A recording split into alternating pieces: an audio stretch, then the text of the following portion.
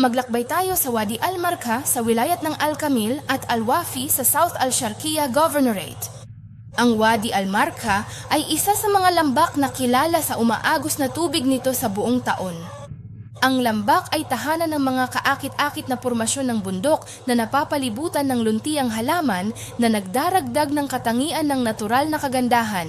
Ang lambak ay isang perpektong destinasyon para sa mga mahilig sa katahimikan at mga paglalakad sa kalikasan, at isang ligtas na kanlungan para sa mga naghahanap ng pagpapahinga na malayo sa pagmamadali at pagmamadali ng mga lungsod. Para mas makilala ang guro, mangyaring iscan ang QR code at mag-enjoy sa kakaibang karanasan kasama si Kashti.